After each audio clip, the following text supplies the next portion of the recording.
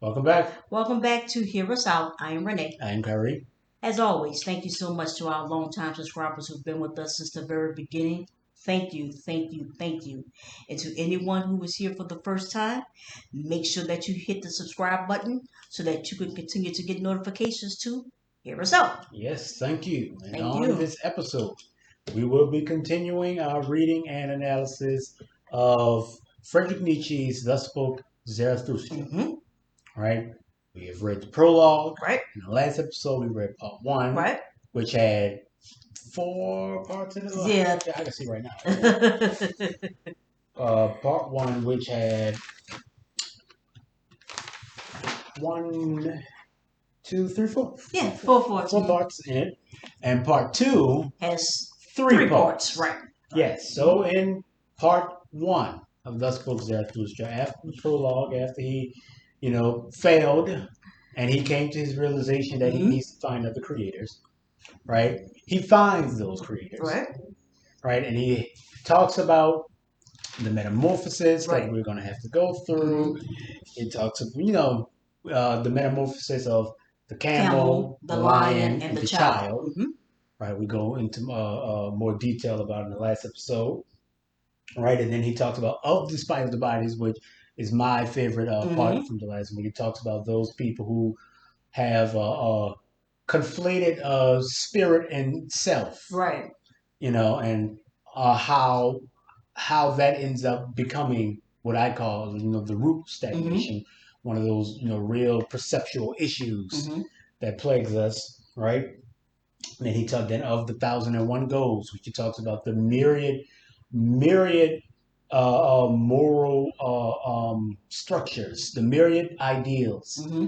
of the multitudinous forms that good Right. and evil Evil take. takes Mm-hmm. amongst humanity, Mm-hmm. and how that above all of this, it is the ability to Right. create, Create. Right. you know, and the ability to create an ideal, Mm-hmm. the ability to place value, Right. which lies above value itself. Self. It Right. is, the ability to create an idea of good and evil Mm-hmm. that is greater than any single, Right. ideal of good and evil, or even all of those ideas together, Mm-hmm. because it is the ability to create those Right. ideas that allows us to change and grow. Right. Being able to bestow that value, being able to Hmm. give it, that is the crux Hmm. of it more so than the thing itself. Yep. Yeah.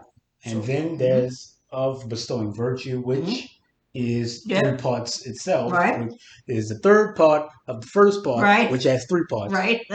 but basically talks about how virtue is worthless Mm-hmm. yet carries the most value, Value. Mm-hmm. because it is valuable in and of itself, Right. like gold, Mm-hmm. but it has no intrinsic worth, not in the world we are currently Currently. existing in, Mm-hmm. but it does create the bridge to the overman. Mm-hmm. That's a term that he uses many a times, Mm-hmm. especially in the spices of the body, and what Right. we're going to see later on in of immaculate perception. Mm-hmm. He Yeah. talks about those things Right. which are not bridges to the Mm-hmm. overman, Mm-hmm. but virtue, and especially virtue as he calls it, which is comes from this sense of denying what you are now Mm-hmm. to attain what you ought to be, Right. and questioning him and questioning all the foundational things that people say are necessary, Mm-hmm. questioning all those things from a virtuous, curious point of view that allows you to reach the overman, Right. right? But at the end of bestowing virtue, he left his followers behind. He said he's going to have to leave. He's going to have to go into solitude, and he's going to leave his followers in solitude to question everything that they think that they know. Mm-hmm. Right. So That's where we are. that was the end of Right. part one. Right. Now on to part two, Mm-hmm. which, like we said, is broken down into 3 parts. And our very first part is of self overcoming. And this is, where we touch on one of the problems that I have Mm-hmm. with how Nietzsche sets up the change, sets up, a progress, how Mm-hmm. he parses it out. But let's just get into it. Right. Right. So, do you want me to read a? You can read, yeah. Yes. Yes. So, of self overcoming. What urges you on and arouses your ardor, you wisest of men? Do you call it will to truth? Will to the conceivability of all being? This is what I call your will. You first want to make all being conceivable, for with a healthy mistrust, you doubt whether it is in fact conceivable. But it must bend and accommodate itself to you. Thus will your will have it. It must become smooth and subject to the mind as the mind's mirror and reflection. That is your entire will, you wisest men. It is a will to power, and that is so even when you talk of good and evil and of the assessment of values. You want to create the world before which you can kneel. This is your ultimate hope and intoxication. The ignorant, to be sure, the people, they are like a river down which a boat swims, and in the boat, solemn and disguised, sit the assessments of value. You put your will and your values upon the river of becoming. What the people believe to be good and evil betrays to me an ancient will to power. It was you, wisest men, who put such passages in this boat, and gave them splendor and proud names, you in your ruling will. Now the river bears your boat along. It has to bear it. It is of small account if the breaking wave foams and angrily opposes its keel. It is not the river that is your danger and the end of your good and evil, you wisest men. It is the will itself, the will to power, the unexhausted procreating life will. But that you may understand my teaching about good and evil, I shall relate to you my teaching about life and about the nature of all living creatures. So, in this particular part, he is not talking to his followers. Right. His followers he has cast away. Mm-hmm. Now he is talking to the wise men, Right. the wisest men, right? About the will to power and how the wisest men seek to curtail this will, if you will, if you would. Mm-hmm. Because this will to power, as he calls it, right? It opposes, it constantly opposes the want of the wisest of men to make their world conceivable, Mm-hmm. to make their world known. Like Mm-hmm. he said, they want to make a world that they can kneel before, Mm-hmm. right? But they can only kneel before the, I won't say the known, but the controlled, the unsurprised, the unmoved, the absolute Mm-hmm. is a better word for it. Mm-hmm. They can only kneel before something that they call absolute, that they believe to be absolute. Mm-hmm. But the will to power, which is the will of the people to create, the will to move, to procreate, as he calls it, to create beyond the self, often challenges this absolution, Mm-hmm. right? So the wisest of men who, let's say, who created this boat, who created, all the things that are on that boat, they created that absolute point that the people must bear. These people seek to now oppose the river itself, to keep their absolute point exactly the way it's supposed to be, so they can have something to worship, Mm-hmm. so they can have a world to kneel before, right? But that is what Nietzsche is saying. It is contradictory Mm-hmm. to the will of life in and of itself. Mm-hmm. And to prove his point, he wants to talk about the living creature. He wants to talk about life and exactly why the will to power, is a necessary component. All of this is leading toward this ideal of self overcoming, right? The title of the chapter in and of itself, right? So that's basically what he was trying to Mm-hmm. say, what he just said. So let's continue. I have followed the living creature. I have followed the greatest and the smallest paths that I might understand its nature. I caught its glance in a hundredfold mirror when its mouth was closed, that its eye might speak to me, and its eye did speak to me. But wherever I found living creatures, there too I heard the language of obedience. All living creatures are obeying creatures. And this is the second thing. He who cannot obey himself will be commanded. That is the nature of living creatures. And this is the second thing. He who cannot obey himself will. Oh, wait, I already read that. I'm sorry. Mm-hmm. But this is the third thing I heard, that commanding is more difficult than obeying. And not only because the commander bears the burden of all who obey, and that this burden can easily crush him. In all commanding, there appeared to me to be an experiment in the risk, and the living creature always risks himself when he commands. Mm-hmm. Yes, even when he commands himself, then also must he make amends for his commanding. He must become judge and avenger and victim of his own law. How has this come about? Thus I ask myself, what persuades the living creature to obey and to command and to practice obedience even in commanding? Listen now to my teaching, you wisest men. Test in earnest whether I have crept into the heart of life itself and down to the roots of his heart. Where I found a living creature, there I found will to power, and even in the will of the servant I found the will to be a master. The will of the weaker persuades it to serve the stronger. Its will wants to be master over those weaker still. This delight alone it is unwilling to forego. And as the lesser surrenders to the greater, that it may have delight and power over the least of all, so the greatest too surrenders, and for the sake of power stakes, life. The devotion of the greatest is to encounter risk and danger and play dice for death. And where sacrifice and service and loving glances are, there too is will to be master. There the weaker steals by secret path into the castle, and even into the heart of the more powerful, and steals the power.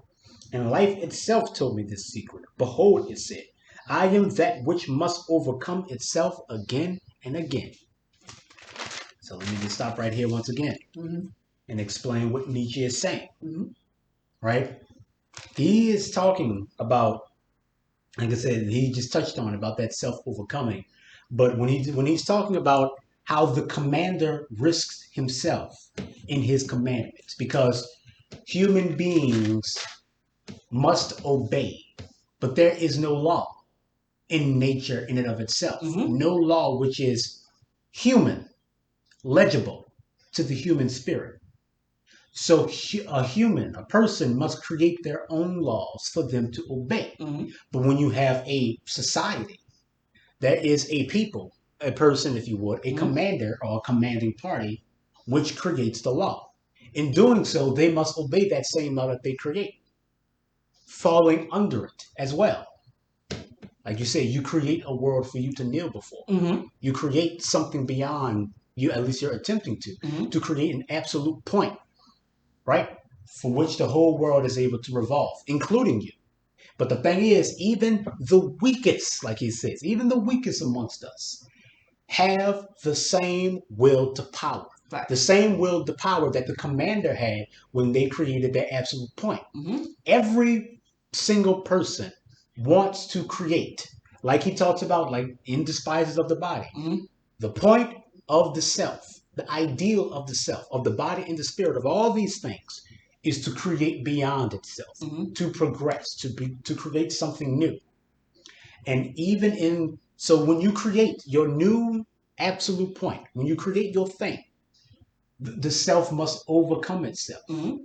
The weakest still has the will to power. Mm-hmm. They still want to create. So when you create your absolute point for you to fall under, for us all to fall under, for you yourself to become a victim to, right? Those people who have been victimized, quote unquote, by said will to power, Mm-hmm. by that commander, Mm-hmm. commanding law, Mm-hmm. will, with their will to power, try to create something else. Right. So therefore, you as the creator, that means that you are responsible for the value itself of that creation, and for those things that fall short or that are imposed by it. In a way. Anyway, Yeah. you are responsible for that, because i.e. that is your Well, it's create like it's um, I don't want to say that you're creating your own problems. I don't want it to be that simplistic, but at the same time, that's in a in a way, way that's yeah, exactly what it is. in a way, because it's like it's how much control can you exert over me? That's right. right? You're my mom, Right. right? You created me, Right. but I am still a being in and of myself, Mm-hmm. right? Well, so the thing that, it's like, when you create an artificial intelligence, Mm-hmm. right? And the artificial intelligence kills someone, Yeah. right? What do you do? But the artificial intelligence is a sentient being that's Mm-hmm. responsible for their own actions, right? So you can't blame the creator.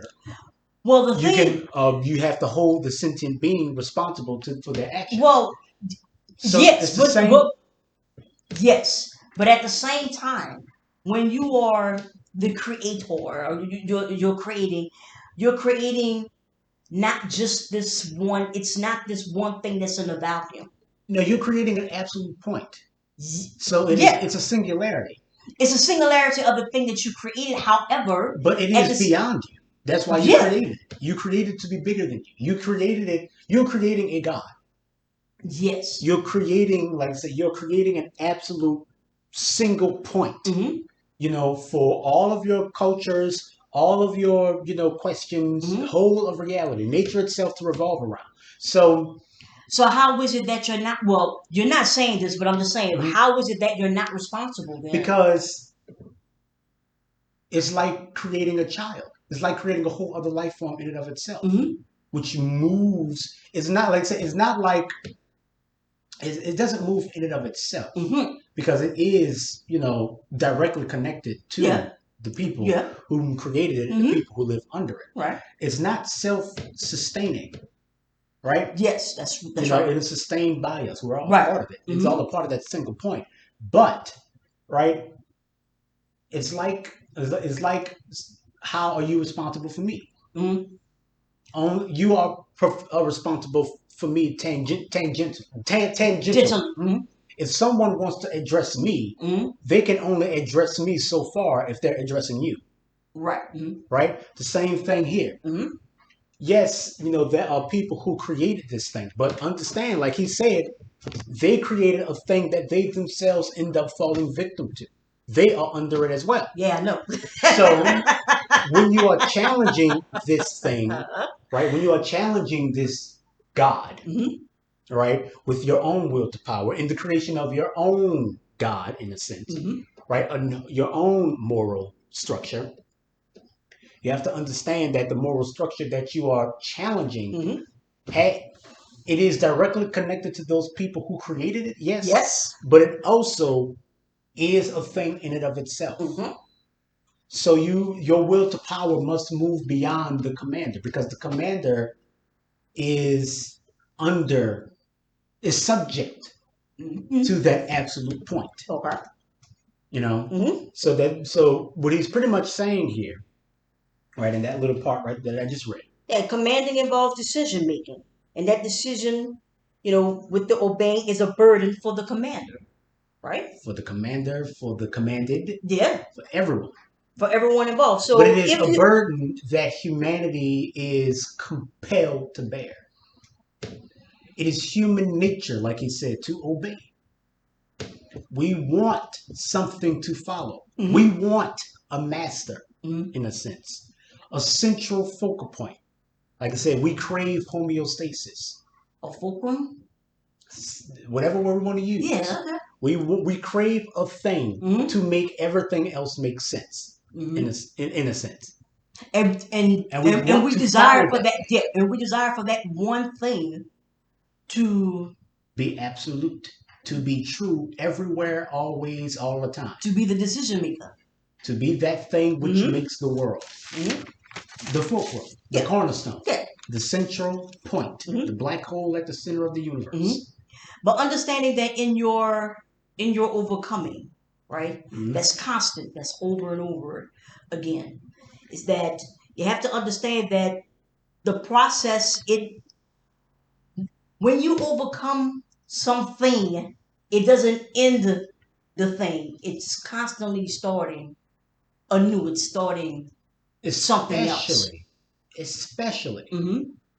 when you never actually face the thing. You never actually face God, but the people who created it, right? You never actually deal with it's like, I do something terrible, so Mm-hmm. someone kills you. Mm-hmm. That's only going to affect me so much. Mm-hmm. And it will affect me. Mm-hmm. But it doesn't stop me from being me. Mm-hmm. Right? But here's the thing, like I said, we cut our nails to spite our Face, face. right. Mm-hmm. Right? And it leaves us with a scarred face and wondering how we got these scars. Mm-hmm.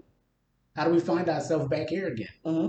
I can't breathe. I wonder why, because you cut your nose off. That's the thing.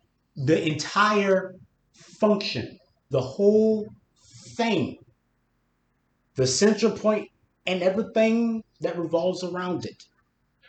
That is the thing that you had to have to change, Mm-hmm. right? We tried to change the things that revolve around that central point because we don't want to challenge that point because we the problem that we find ourselves Uh-huh. in is not a problem of law, but a problem of enforcement. It's not that we don't like the laws, it's that we don't like how the laws are enforced, especially in regard to us, Okay. right? Mm-hmm. So we think that if we change how the laws are enforced, we can change everything else. But the law is the problem. The law and the enforcement. Mm-hmm. The need to create the law. Right. All of these things. Mm-hmm. That's the issue. Mm-hmm. So when you have that creator Mm-hmm. that lacks empathy, Well, the creator doesn't need to have empathy. The God needs to have empathy. understand what I'm saying here. Mm-hmm. When the creator, whoever this person is, persons Mm-hmm. lack empathy, lack a consciousness, you know, and others have to, or well, not have to, but others fall under the boot of this creation. Mm-hmm. Then how? Well, we do in that aspect, Mm-hmm. have to. Well, I think we should, you know, look at who the creator is and tackle all of the ramifications of what that creation has led to. Mm-hmm. So it's not that it's God that needs to have the the empathy and the consciousness, you know, considering that, we are the creators of God. Anyway, Mm-hmm. I would think that, if you say that, that God is in you or that ye are gods, Mm-hmm. that you would have that empathy and consciousness within. That's where I think we disagree Okay. because that the God, that central point, Mm-hmm. is not the creators. Okay. Yeah. That central point is composed of creators. Mm-hmm. Well, just as much as it's composed of us. Mm-hmm. It is composed of those who command and those who are commanded. Mm-hmm. It is composed of the world and the people who rule over it and fall under it. Mm-hmm. All of that is a part of it. Mm-hmm. Absolutely. Mm-hmm.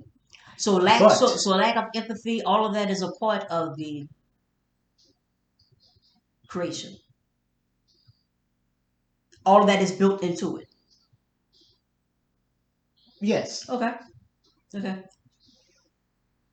just like empathy is built into it. Mm-hmm. Just because it comprises everything, the Mm-hmm. totality of the human experience, Mm-hmm. and all those things beyond it. We have created a God, Mm-hmm. an omnipotent, absolute point, Yep. right? Yes. No But disagreement there, right? everything to revolve around, Mm-hmm. right? So to challenge an ideal, right? To challenge that, Mm-hmm. right? It's not like it's not that you don't challenge the creator, Mm-hmm. right? Right. If but it's not. I don't go like it's not as clear cut as you created it, so it's like we're all creating it, Right. So Understand me here. I know. Right. I'm just saying it's like Mm-hmm.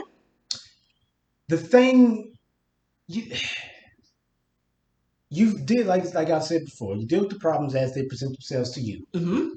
You do what you can, Mm-hmm. but when you're opposing an idea, Mm-hmm. right? An idea that, like you said, lacks empathy and lacks consciousness. Mm-hmm. It lacks empathy and consciousness in the enforcement in regards to us, Okay. right?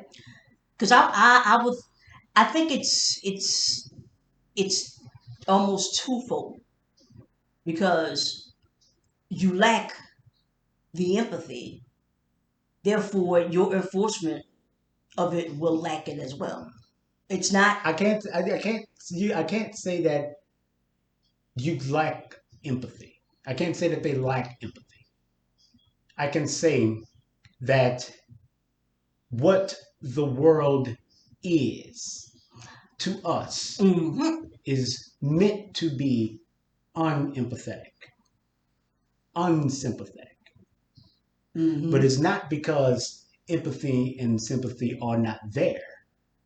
It's because it's not there for us. Okay. Okay. Mm-hmm. You Okay. see what I'm saying? Okay. Yeah. Yep. Mm-hmm. Okay.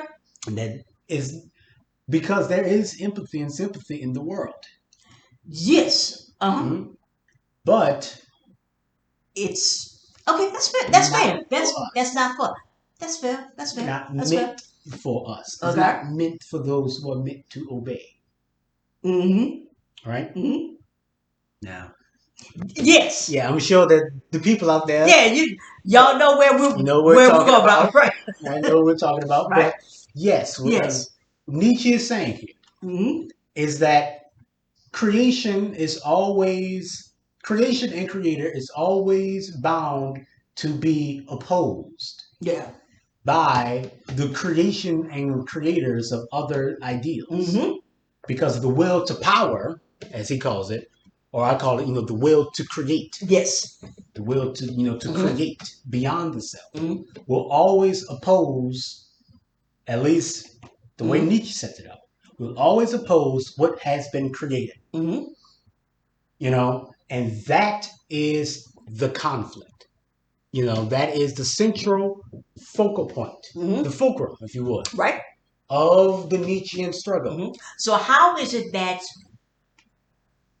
Hear me when I ask this. Mm-hmm. How is it that a better idea, a more, I'm gonna say, empathetic idea, how can it dispel or disintegrate Mm-hmm. the the lack of empathy? Mm. Because How the lack of, but how does we're gonna get back to this. But okay? I'm just gonna say because the lack of empathy isn't a thing; it's the lack of a thing. Yeah. How does how can the good idea Mm-hmm. crush or defeat, Uh-huh. eradicate the bad idea? I already But just the bad idea is just a lack of good. yes. So Yeah. there's something like so there's How no but think about it this way. And conflict. yes, how is it that the bad idea, right? How is it that it was able, or how are bad ideas able to take root? The bad idea isn't a thing. It is the lack of a thing. Yes, yes, I know, but Mm-hmm. you know how I'm I mean, asking, right? So Right? what I'm saying, like Uh, I'm answering the question, is that the bad idea takes root through the lack of good. no disagreement there. Mm-hmm.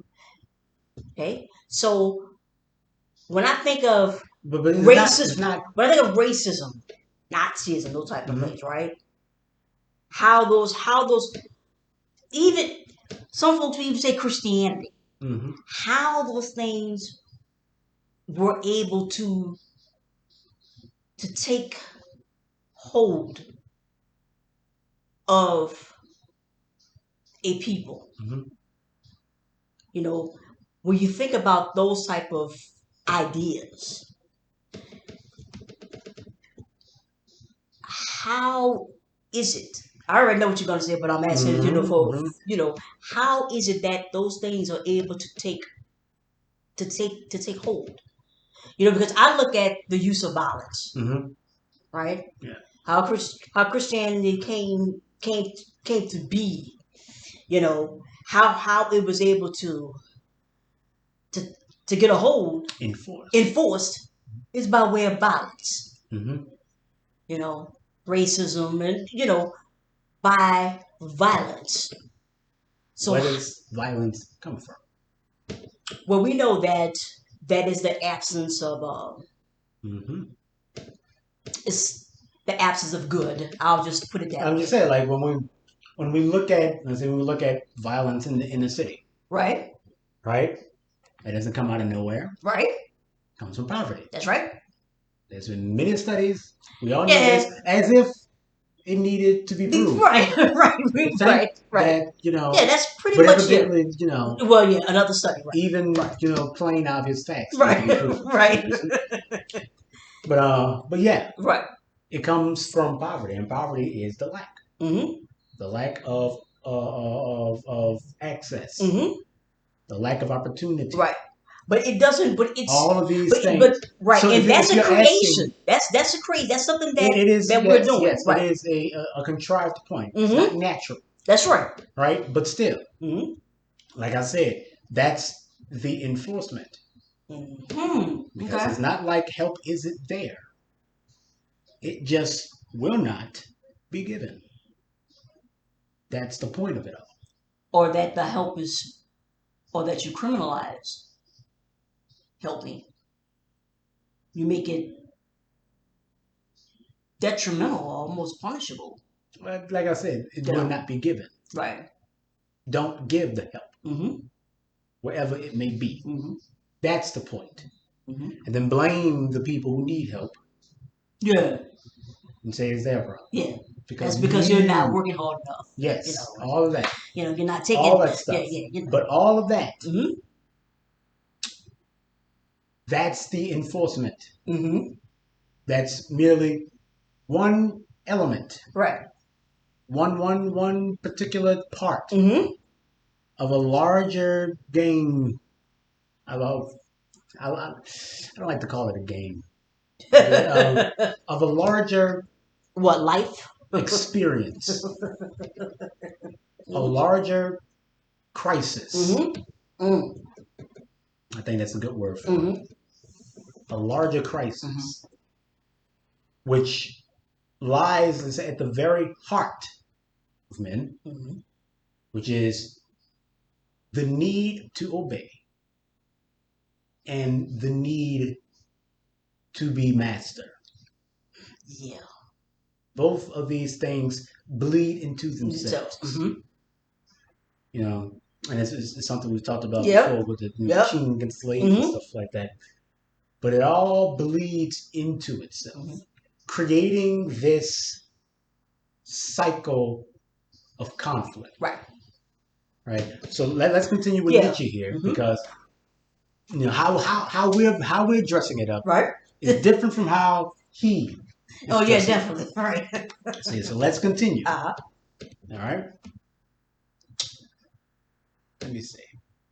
To be sure, you call it will to procreate or impulse towards a goal. towards the higher, more distant, more manifold. But all this is one and one secret. I would rather perish than renounce this one thing, and truly where there is perishing and the falling of leaves, behold, their life sacrifices itself for the sake of power. That I have to be struggle, and becoming, and goal, and conflict of goals. I, he who divines my will, surely divines too, along that crooked path it has to go. Whatever I create, and however much I love it, soon I have to oppose it, and my love. Thus will my will have it. And you too, enlightened man, are only a path and footstep of my will. Truly, my will to power walks with the feet of your will to truth. He who shot the doctrine of will to existence at truth certainly did not hit the truth. This will does not exist. For what does not exist cannot will. But that which is in existence, how could it still want to come into existence? Only where life is, there is also will. Not will to life, but, so I teach you, will to power. The living creature values many things higher than life itself, yet out of this evaluation itself speaks the will to power. And what he's talking about here is that things don't want to live. You don't want to be a thing that you already are. You are alive. That's right. You already are alive. So the will to life, the will to truth, as he called it, the will to existence, that is not the thing that is driving humanity. That's right. No, the thing that is driving humanity is the will to power. Obviously, Nietzsche did not expect or did not fully comprehend the bounds that our particular moral structure could sink a people to. That's right. For that power. He did not. He did not understand, perhaps at the time, that you can will to life. You can will to life, especially when the life is that you have is no living. You can philosophize away your own existence to where you don't even think you're alive. Yeah. Or you think that you're, I don't know, just something else altogether. There are people who think that this is all a giant hologram. Yeah. Or that we don't have any will at all. That's right. Let's say he didn't know the depths of this existential crisis. Oh, that rabbit hole. To think that the will to life is what is pushing us forward is to, like I said, that's zero. Yeah. That's zero. That's the point you want to get to. That's weird because we're in the negatives. Yeah. We're like at negative 30 right now. We're trying to get to zero. Trying to get to that basic component. Because at this point in Nietzsche, in 1832, whenever this came out, we were at zero. Right. We were at the will to power. Right. This is 2022 now. Yeah, bro. We have regressed. To will. Right. The will to exist. Yeah. The will to think. Right. Or, want anything. Like, this is where we are. Yeah, right. So yes, right. Will to life, the will to existence can still, bro. It's not as uniform, as unilateral, as completely understood as you would expect it to be. It's called education, bro. Education. You don't will to be a thing that you already are. You are exactly correct. Oh boy. So that's more of a damning indictment of the world that we're living in. That we don't think we're alive. We don't think we have will. It's all one big illusion. It's all one big conspiracy. Right. Some greater thing, some group, some person, whether it be aliens, lizard men, right? The deep state satanic pedophiles, right? Whomever it may be, pulling all the strings. Everything's a gambit. Everything's a ruse. Nothing is anything. Right. Every success is secretly a failure. Every failure is secretly a success. all of it. And It's it's just all like it's all connected to this it's all grand connected to new you world can't do order. Right. nothing. That's right. You have no power. Mm-hmm. There is nothing you can do. Mm-hmm. Just accept it and don't Yep. even do that. Right. You know, like I said, we're in the negatives now. Yeah. We're in the negatives. Yeah. So, yes, thus life once taught me. And with this teaching do I solve the riddle of your hearts, you wisest men. Truly I say to you, unchanging good and evil does not exist. From out of themselves they must overcome themselves again and again. Totally agree. Mm-hmm. You exert power with your values and doctrines of good and evil. You assessors of values. And this is your hidden love and the glittering, trembling, and overflowing of your souls. But a mightier power and a new overcoming grow from out your values. Egg and eggshell break against them. And he who has to be a creator in good and evil truly has first to be a destroyer and breaker of values. Thus the greatest evil belongs with the greatest good. This, however, is the creative good. Let us speak of this, you wisest men, even if it is a bad thing. To be silent is worse. All suppressed truths become poisonous. And let everything that can break upon our truths break. There is many a house still to build. Thus spoke Zarathustra. Mm-hmm. So he ends by saying those things that are broken by the truth should be broken Hell by the yeah. truth. Yep. So there is no absolute good and evil. Mm-hmm. Because when you create good and evil, you also create an egg Mm-hmm. for the new good and evil Mm-hmm. to destroy that thing. So, like I say, your ultimate good go hand in hand with your ultimate evil. Mm-hmm. The ultimate creative power lies hand in hand with the ultimate destructive power. That's right. Change in and of itself. Do not, do not be afraid of it. Do not hinder it. Do Mm-hmm. not oppose it, because that is the way of things. Right? But like I said, I have a problem with Mm-hmm. how he paints progress. Mm-hmm. Because to me, progress does not come from conflict. Progress comes from synthesis, synchronicity, Mm-hmm. understanding. One is meant to bleed into the other. If you're constantly overcoming yourself, you're not really, because you're falling down the mountain only to climb up again. Mm-hmm. You're not going anywhere. You're just Mm-hmm. climbing the same mountain over and over and over again. Mm-hmm. That isn't progress. Mm-hmm. That's not progress. So the idea, at least from where I'm sitting, Mm-hmm. is to stop the conflict in and of itself. Our new world cannot overcome this world. It has to Eradicate not it. eradicate. It must. Well, we can't do this, and we can't. It must lead into. Yeah, I we see. have. I feel like we have to go. Well, hear me when I say this. Mhm. That we have to go through this to get to where. But this world has to be more than a trial. It has to be seen as more than that. Yeah. The next world, and whatever we go into, Mm-hmm. has to be born, and this is just my philosophical ramblings here. Mm-hmm. Right? This is just me, Uh-huh.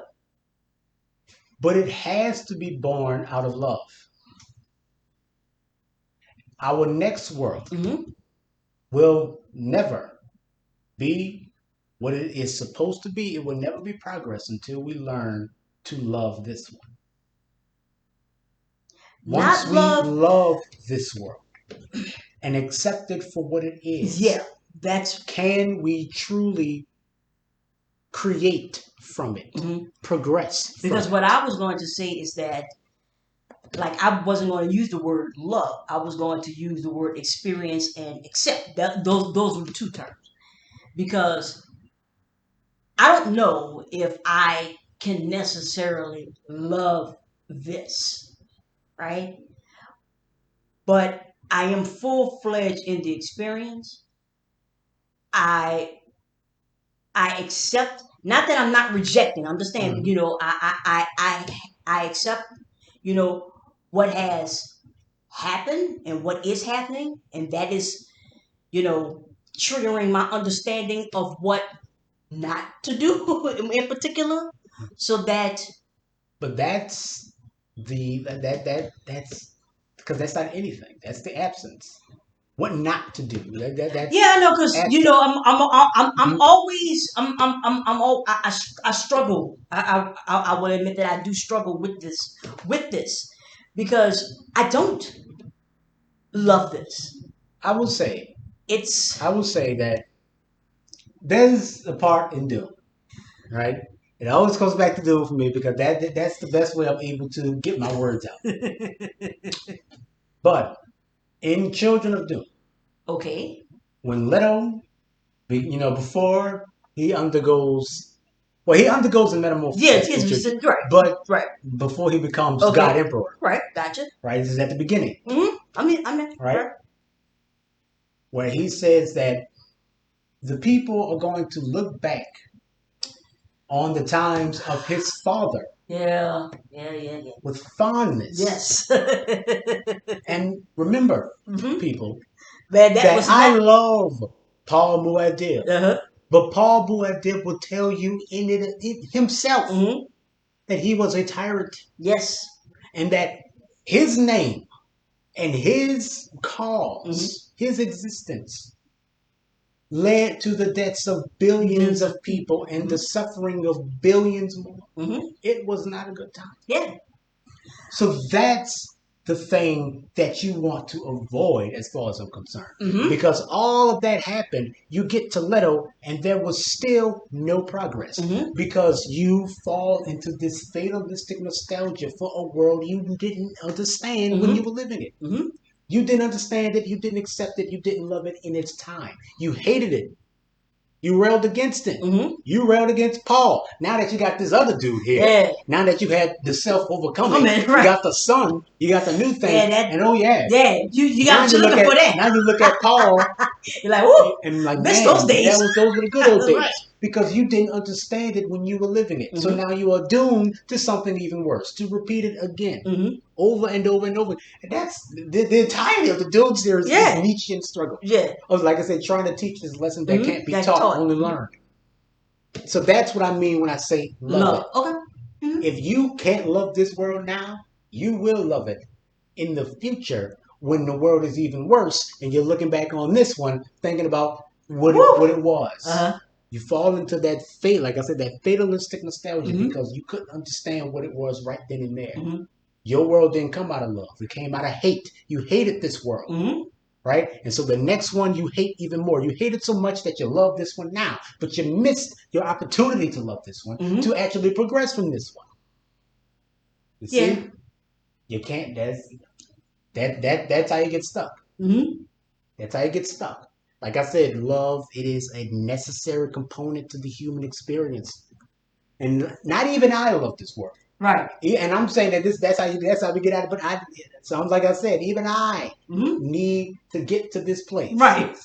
'Cause I But told you I struggle with that. but I Struggling. know Right. that that's the place we need to get to. hmm Because if we don't, we're going to end up with a God Emperor.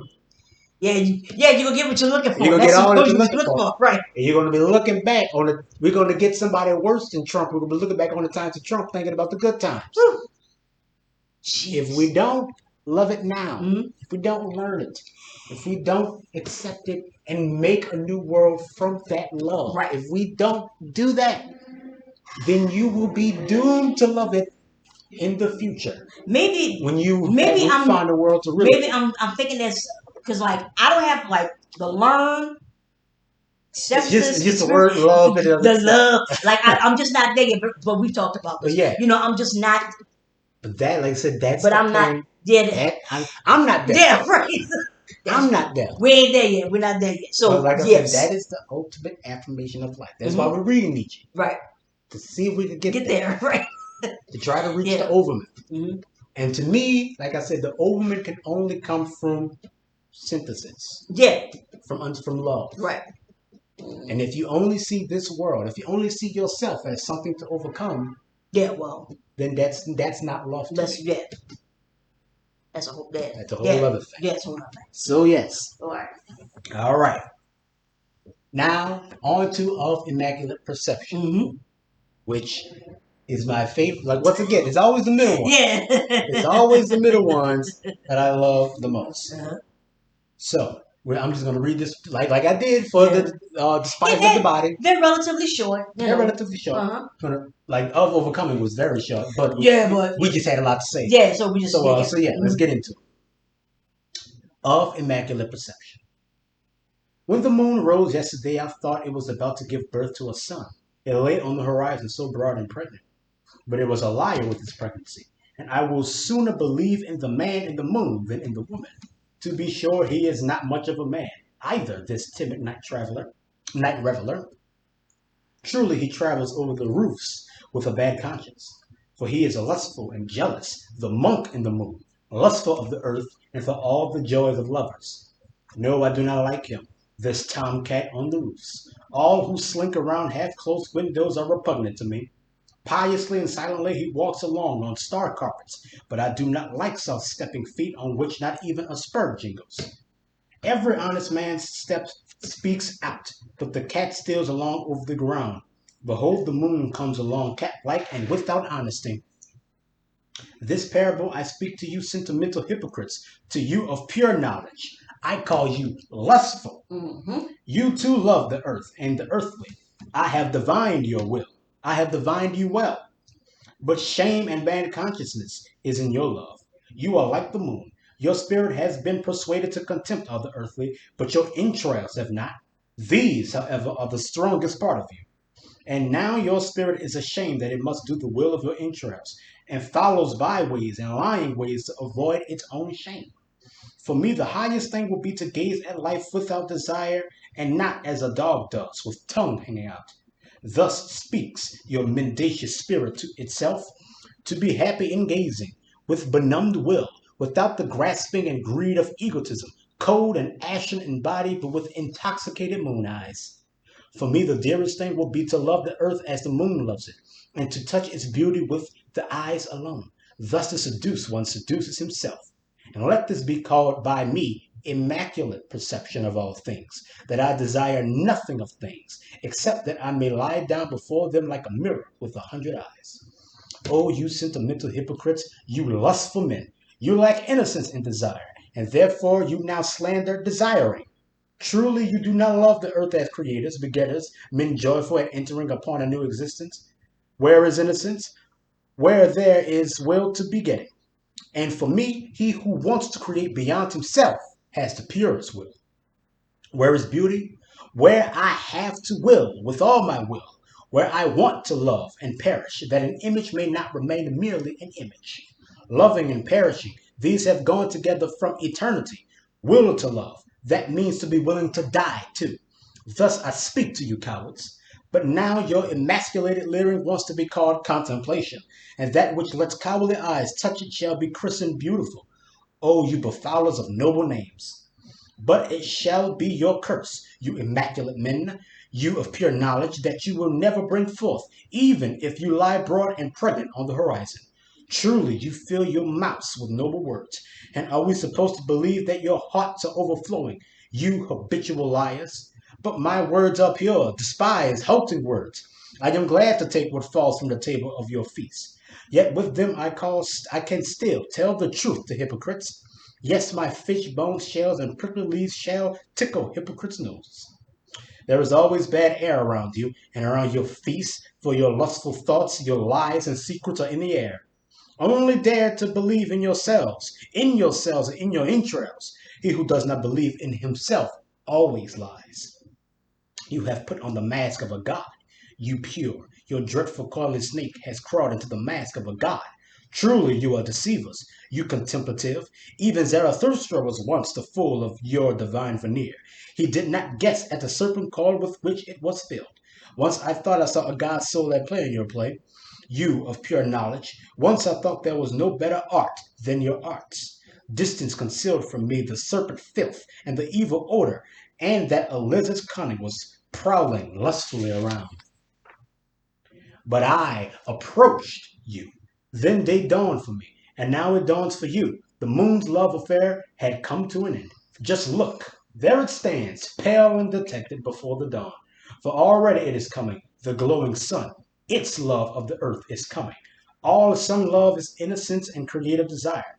Just look how it comes impatiently over the sea. Do you not feel the thirst in the hot breath of its love? It wants to suck at the sea and drink the sea's depths up to its height. Now the sea's desire rises with 1,000 breaths.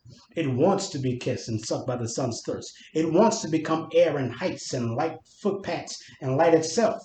Truly, like the sun, do I love life in all deep seas. And this I call knowledge. All that is deep shall rise up to my height. Thus spoke Zarathustra. I love it. Put some I action love behind all that. this knowledge. That was a sermon. That was like speaking of children of doom. That is a sermon that the preacher would give. Yeah. You know, that is I could snap up. Yep, tell them all day. I wrote a little sentence here. Wrote a little thing. All right. People who detach and or ritually isolate themselves from life are actually voyeurs, lusting after something they won't allow themselves to have. Their pure knowledge is just intelligence, but no wisdom. A picture of life, but not the experience of one. To truly know life, one must live, and to live involves risk. Risk the practitioners of immaculate perception cannot accept. So they choose to lust after life and to hate that lust, so in turn they hate life. Zarathustra accepts the risk of living to truly know and love life. That's basically what he was saying here. And what he's talking about, he says monks, right? If you can think about like the friars and all those people who see life as a barrier to purity, right? So they chase after their purity, only seeing life, as a stopgap to that purity. But in Zarathustra's eyes and in Nietzsche's eyes, they still want to live, but they can only see life lustfully because it is in opposition to the purity that they attain to. Right. So they lust after life. They have like this voyeurism, right? Like the moon, like the man in the moon, just watching, peering, never actually being a part of it, never actually engaging, not like the light of the sun, right? Which calls, the water of the sea, turns it into air, right? To follow light's footpath, as he called it, to become light itself. The light of the sun calls the earth to greater, being. Whereas the light of the moon, the touch of the moon is just a voyeur. It's just light with nothing behind it, empty, pale, detached, and dejected. Now, I love the moon. The moon is my favorite celestial object, right? So I do not like this moon slander, right? But I understand what you're saying, right? And I agree full heart, right? Right? The way that he talks about, the way that he paints it, that's I agree, full stop. And I just wish that Nietzsche would be able to see that for himself. That the way that these monks see the world as a barrier to their purity. It's the same way that Nietzsche and or Zarathustra sees the world as a barrier to the overman. They've denied their world, right? Right. They denied the world in pursuit of purity. You deny the man in pursuit of the overman. Yeah. Now, what is it that, just these two things here may be different, but in principle, they are the same. So it's not until you love the man can you become the overman. Not until you love this world can we get to the next one. Not until you love this world, like the sun loves it, can you ever attain that purity. Because that's what he calls pure knowledge. That's what Zarathustra calls pure knowledge. Right? So yeah, all that is just amen. All that, and it does connect back to what we were saying earlier about love, which is what I'm trying to say. Yeah. All right.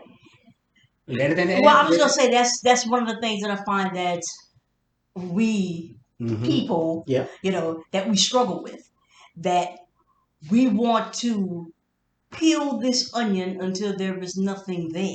Basically, what what the woman is supposed to be, what the man is supposed to be, what the child is supposed to be, what this world is supposed to be. And whenever that man, woman, child, whatever it is, when it falls out of step, like we said, like it always will do, then we lean on our creations like religion, laws, and those things to try to fit, you know, people into these boxes or whatever the case may be, and we fall back onto that absolute point. And that's and what we we're doing. rail against all the things that fall outside of that absolute. Yeah, because your world is not responding to your ideas. Or what's happening Right. is that your world is giving birth to another one. Right. But you're in denial of that. You don't want the new world. That's right. You want this one. Right. Or so you try to avoid it. Or you want the world that you think that you used to have way back in the day, and so everything is just out of whack because we're not why going you're doing back. That? Well, you didn't love the world then. Well, yeah, but yeah. But it's only now, right, that you want to love it. You see, I thought I had tried to do right. I had tried to tell you. Because people in the 1950s, right, they weren't happy. Right. But you in 2022 talk about we need to go back to 1950s. 1950s. You see what happens when you don't learn the lessons? Yeah. You see what happens when you don't love your world? Right. It's the same thing, when we talk about, folk that's out here literally talking about segregation, right? And how, things are so much better for us under segregation. I'm like, look, say y'all, I wasn't around, but I've heard the stories from my dad, from my parents, grandparents. I don't remember all this goodness going on, where the plan could just roll up in your neighborhood at any time. Yeah, because segregation goes one way. Yeah. See, black people were banned from white people stuff. Right. White people could still go to all our stuff. That's right. There wasn't no restaurant that we could kick white people out of. Right. Because blacks only, I don't know. Right. But now it's like, But now they're like, we had our... things were so much better. We had our own business. We had this... See, because... See? You didn't love your work. Yeah. You didn't love your work. I can tell. Now you got that fatalistic nostalgia. Like... I don't think I'm the one that coined the phrase fatalistic nostalgia. But it feels like I did, so I'm gonna you're gonna own it. All right. So yeah. All right. So that was all back in the perception. That was just a straight up. Yeah. You could nail that to the door of your church like Martin Luther. Right. Straight up. Yeah, here we go. There you go, right there. That's it. I don't got nothing else to say. So yeah. This is our final part, and this is perhaps of all the things we've read today, the most damning to us of redemption. You want me to read it? Yeah. You can, because I have my glasses on, so a little dark up in there, My son's scared of light. Put the light on. He's like, no, turn the lights off. I'm like, I have bifocals. Let's roll. All right. This is our final part of redemption. As Zarathustra was going across the great bridge one day, the cripples and beggars surrounded him, and a hunchback spoke to him thus. Behold, Zarathustra, the people too learn from you and acquire belief in your teaching. But for the people to believe you completely, one thing is still needed. You must first convince us cripples. Here now you have a fine selection and truly an opportunity with more than one forelock. You can cure the blind and make the lame walk. And from him who has too much behind him, you could well take a little away too. That, I think, would be the right way to make the cripples believe in Zarathustra. But Zarathustra replied thus to him who had spoken. If one takes the hump away from the hunchback, one takes away his spirit. That is what the people teach. And if one gives eyes to the blind man, he sees too many bad things on earth, so that he curses him who cured him. But he who makes the lame man walk does him the greatest harm, for no sooner can he walk than his vices run away with him. That is what the people teach about cripples. And why should Zarathustra not learn from the people, if the people learn from Zarathustra? But it is the least serious thing to me, since I have been among men, to see that this one lacks an eye, and that one an ear, and a third lacks a leg. And there are others who have lost their tongue with their nose or their head. I see and have seen worse things, and many of them so monstrous that I should not wish to speak of all of them. But of some of them I should not wish to be silent, and they are men who lack everything except one thing, of which they have too much. Men who are no more than a great eye, or a great mouth, of a great belly, or something else great. I call such men inverse cripples. And when I emerged from my solitude and crossed over this bridge from the first time, I did not believe my eyes. I looked and looked again and said at last, that is an ear as big as a man. I looked yet closely, and in fact, under the ear there moved something that was pitifully small and meager and slender. And in truth, the monstrous ear sat upon a little thin stalk. The stalk, however, was a man. By the use of a magnifying glass, one could even discern a little envious face as well. And one could discern, too, that a turgid little soul was dangling from the stalk. The people told me, however, that the great ear was not merely a man, but a great man, a genius. But I have never believed the people when they talked about great men, and I held to my belief that it was an inverse cripple who had little of everything and too much of one thing. Mm-hmm.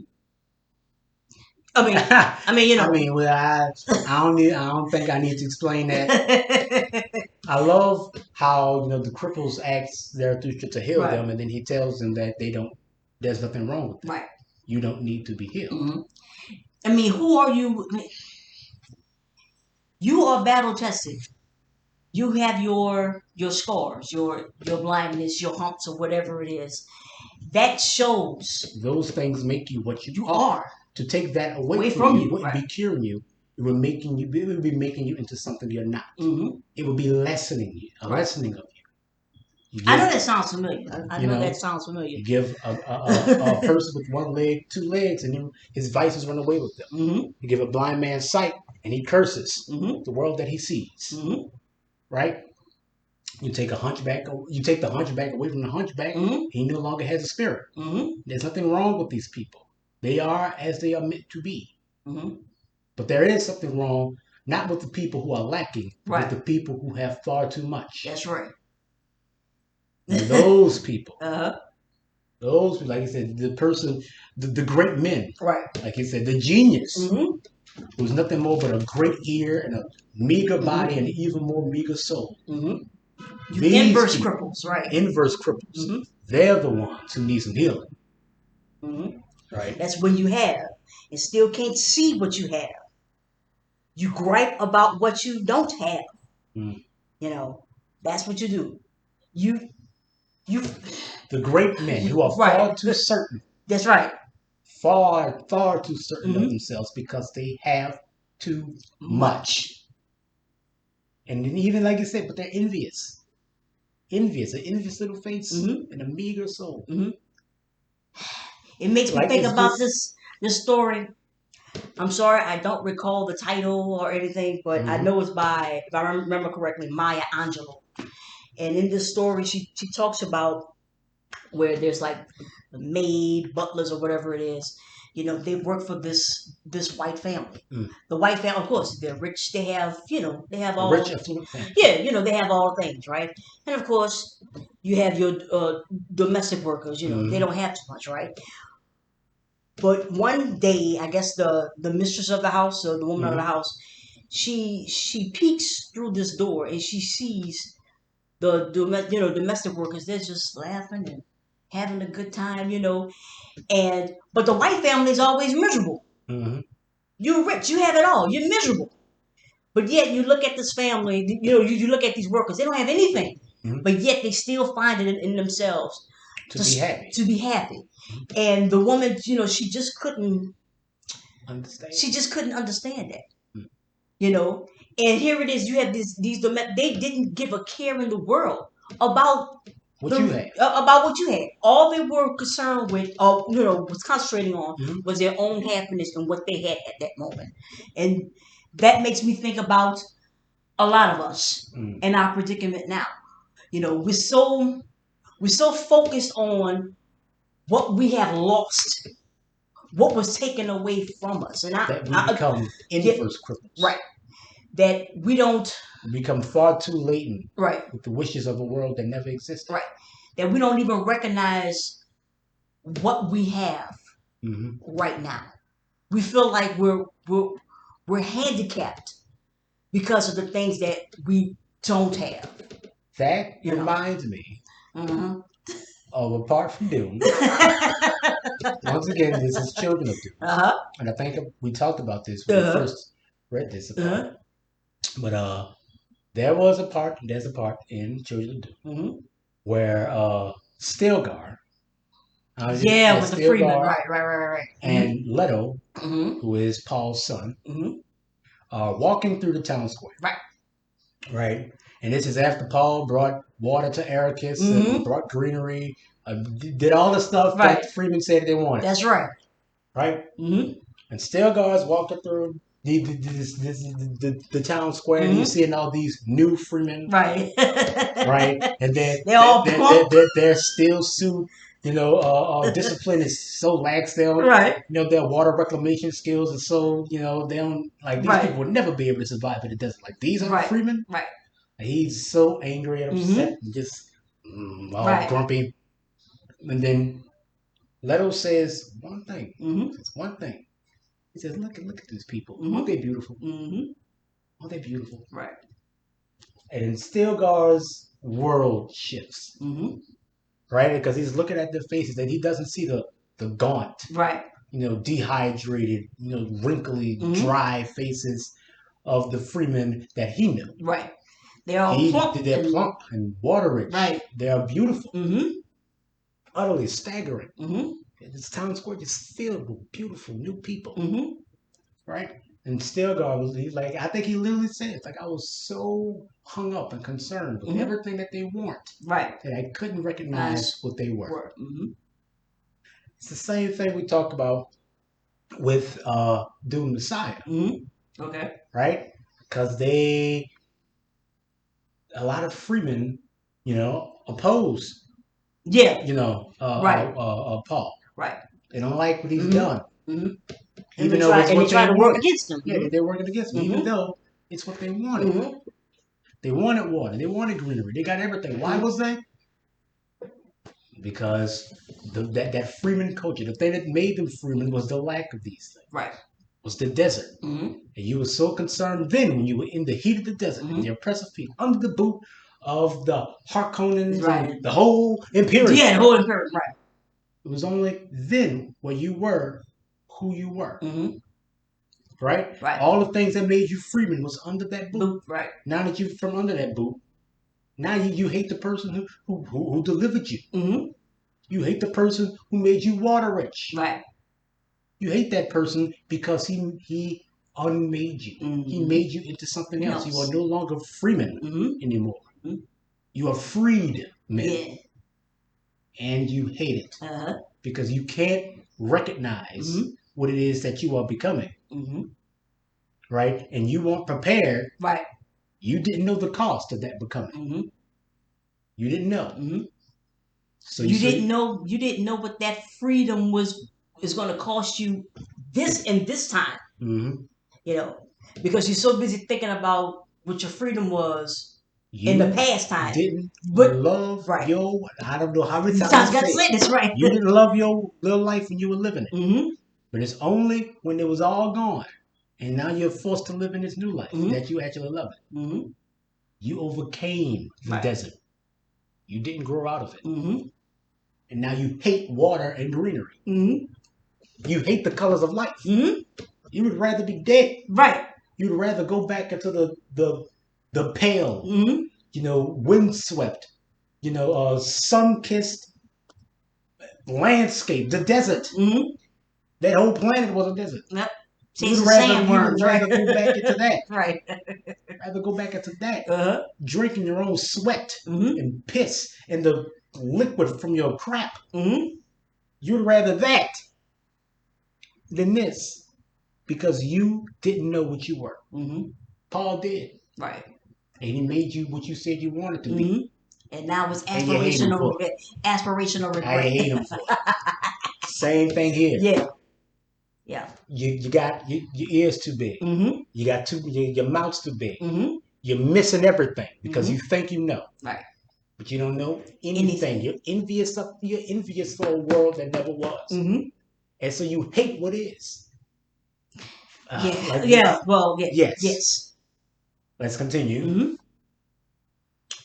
When Zarathustra had spoken thus to the hunchback, and to those whose mouthpiece and advocate he was, he turned to his disciples with profound ill humor and said, Truly, my friends, I walk among men as among the fragments and limbs of men.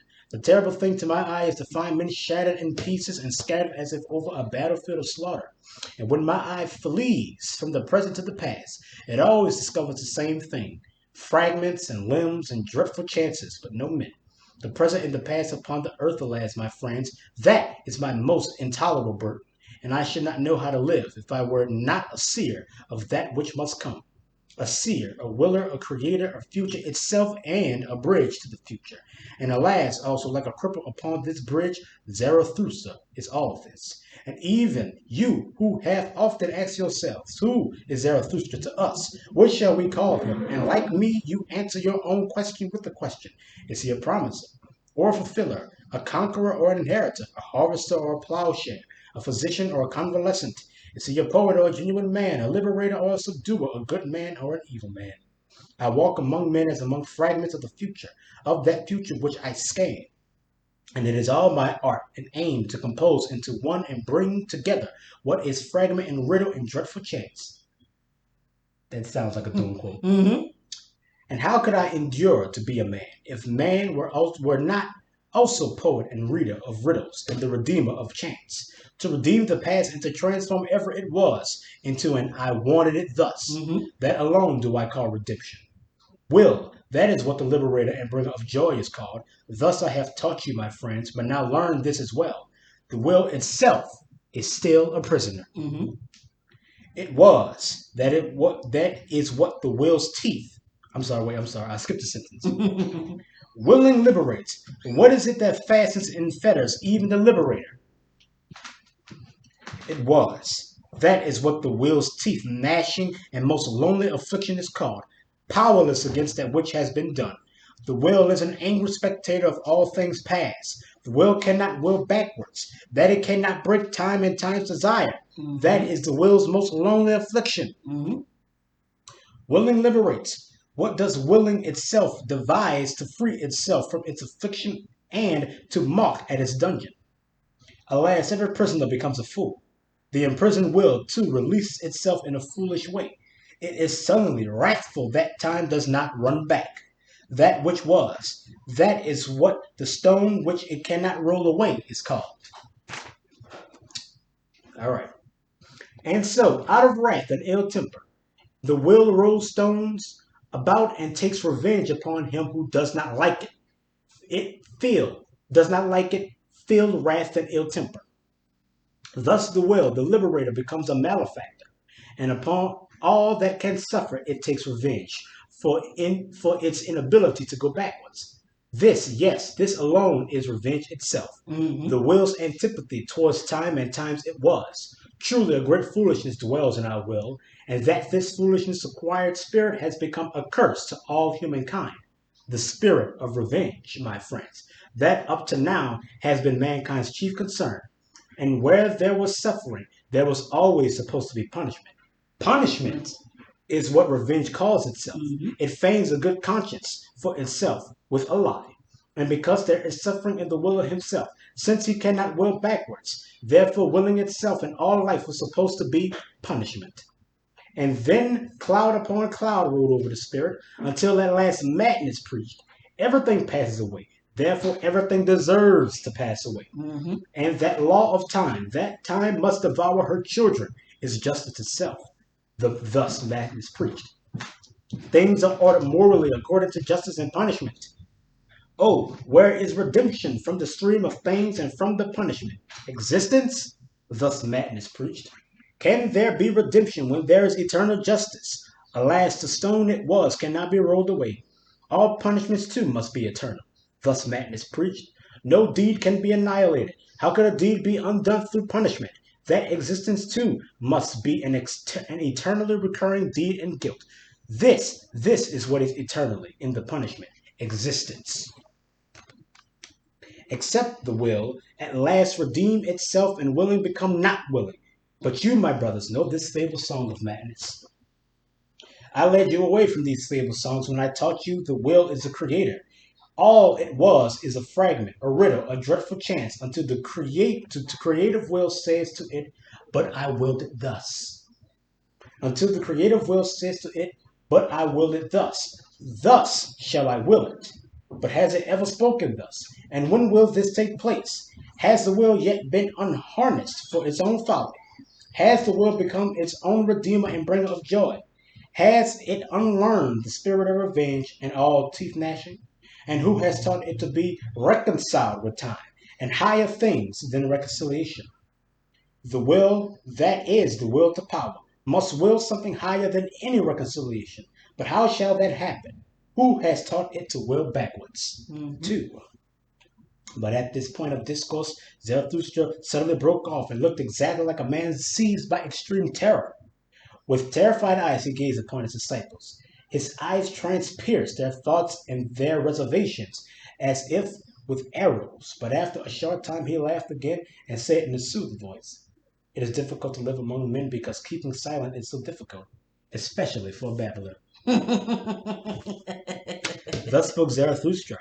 The hunchback, however, had listened to the conversation and had covered his face the while. But when he heard Zarathustra laugh, he looked up in curiosity and said slowly, "But why does Zarathustra speak to us differently than to his disciples?" Zarathustra answered, "What is surprising in that? One may well speak in a hunchbacked manner to a hunchback." "Very good," said the hunchback, "and with pupils one may well tell tales out of school. Why does Zarathustra speak to his pupils differently than to himself?"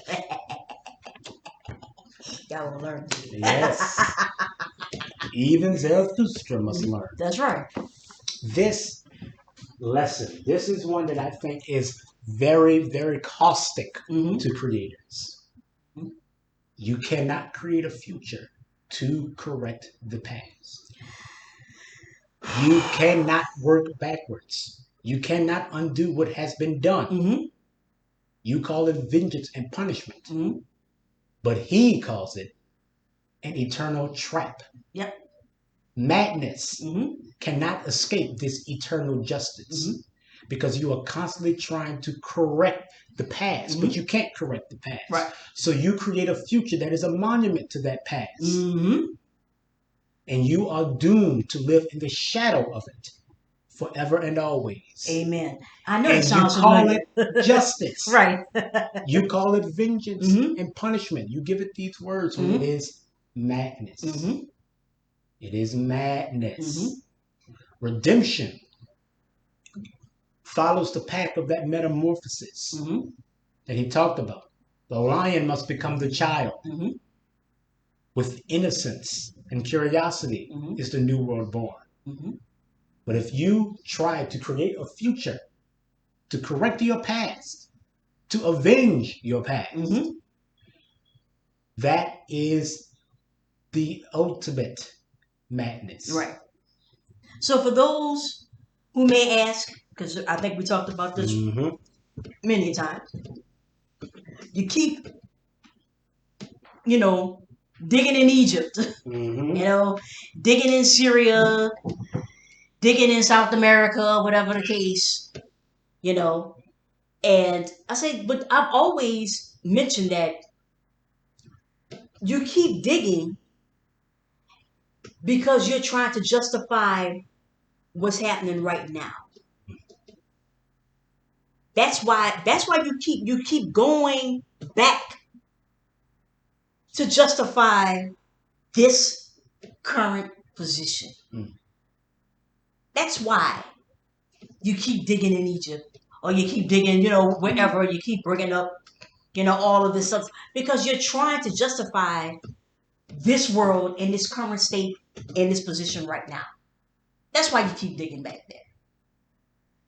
And for those, and to those who say that they want to correct this world, they want to fix it. There is no fixing this. There's no fixing it. Yeah.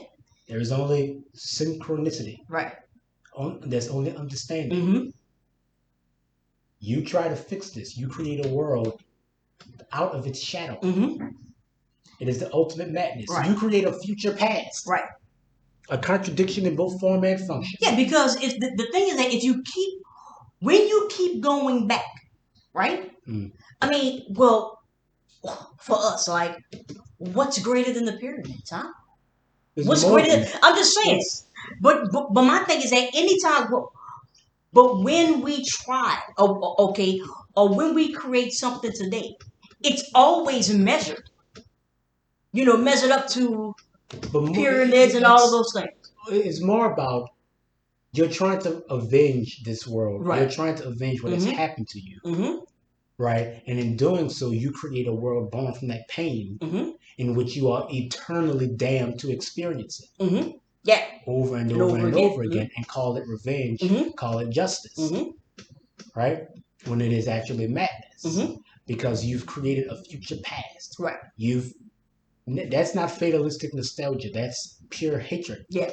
You created a world from that hate. You've created a world from that want of vengeance, not want for progress, not want for something else or something new. You have, like I said, you've created a contradiction in form and function. You've created a monument to your past. You've created a future in response to your past, instead of a future born from your present. And in doing so, like, you've created an eternal trap. Well, aren't we dealing with issues from the past? We are still dealing with, We are dealing with issues of the past in their present form. So we must answer them in their present form. That's right. We cannot answer them. I mean, just think about Chinua. The time to do whatever it is that you think it should have been done in that time. The time, to cut off the Ascari's head when a quack was right then and there. Right there. You didn't do it in that time at that moment. There is no doing that now. And perhaps it wasn't even the time then. I'm just saying. Because Okonkwo cut somebody, cut down, oh boy. Yeah. And everybody looked at him. Yeah, like, what are you doing? Because that time that time, that's what I'm saying. That time is gone. That's it. And we're still, even now, anytime something, breaks out of a line, what do? Everybody want to use old tactics. We want to use old tactics to try to justify, positions. That's what we're dealing with. So yeah, yes, we need to answer whatever the issues that we have today. We need to answer it for this time. And more than that, we need to. I think, in conclusion, right, the ultimate lesson of all these particular parts of self-becoming, of immaculate perception, and of redemption, is not the conflict and the necessity for it. That's more of a Nietzschean lesson, right? Our lesson is the love, because that's the only way we'll ever truly break this cycle. And how many times have we said that in order for us to move into, we have to love each other. We can't backbite. I mean, look, all the stuff that Dr. Welsing has mentioned, I don't know how many times. Stop fighting, stop killing, love each other, do this, all of those things. That's if you say, we need to unify, love, understanding, decency. Well, that's the world that we have to create, and we can't create. We have to create it from unity, love, understand. We have to. That's so it's like it's a cosmic principle. It's a simple one, right? But for our world to be what it ought to be, right? When we say it should be, the lessons as they present themselves now, understand, like in a self of becoming, the world that we are growing into was a world born from this. It was a seed planted when this seed was planted. But the thing is that we want to burn the field. Right. We want to cull the whole thing instead of recognizing what is growing. You kill it now, and you will murder your new world in the crib because you don't understand what's in front of you. You hate it, and like I said, you hate it now until you get to that next world Mm-hmm. where you will love it because you hate the one that you're living in Right. so much. Yeah. Well, like we talked about, we're already experiencing it. Mm-hmm. People looking back at segregation, people Right. looking back at the 1950s, at all these Mm-hmm. times, all these horrible times in our history, Right. with rose-tinted lenses, Right. because you hate this world so much. Mm-hmm. You didn't love your world when you needed to. Mm-hmm. And now you are feeding into this conflict. Mm-hmm. You are creating a future in response to your past. Mm-hmm. You are creating a shadow for you to live under. You are creating another master for you to kneel before, Mm-hmm. and for you to revolt against, Right. for you to end up right back here. Here. So yes, you hear the siren? City life. I guess it's over. Yeah, I Really guess. over. Yep. Sorry, so just wait for it to pass. Uh-huh. Okay. All right. All right. I just really want to. If you have any questions or Questions or comments, comments, right? leave them in the comments. And once again,